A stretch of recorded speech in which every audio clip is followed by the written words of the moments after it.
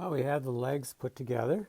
Used about 35 to 40 boards, and they're 32 inches tall. Maybe it was 36, can't remember after I measured the first one. I just used that as a template. But what we did was, after the first making the X, I then kept adding to it, so you get this staggered effect.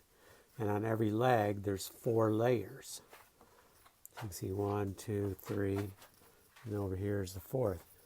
So it's really kind of a unique design that I haven't done before. The main thing, putting it together, I realize you need a really flat surface. Flatter the better, so you can tell if you're keeping everything 90 degrees and you don't want it to wobble. Now, even this table, which I had granite pieces on, I thought was perfectly flat, but I don't think it is. So we're going to know when we put it on the wood floor, and if we have to, we'll probably put some little pads on the legs anyway, so we're not scuffing the floor.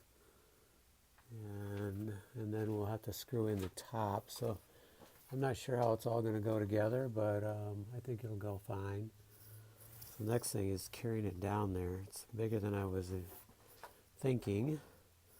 So it's going to be a little bit of work getting it through these doors and down there and downstairs and everything. So that's the next task. And then I have to decide, are we going to leave it natural looking, or are we going to stain it? So here's the top. Show you how it goes together. And we'll probably get a better view once we get in the bungalow with more lighting. So there it is. I don't know what you'd call them, but they're going to be cool.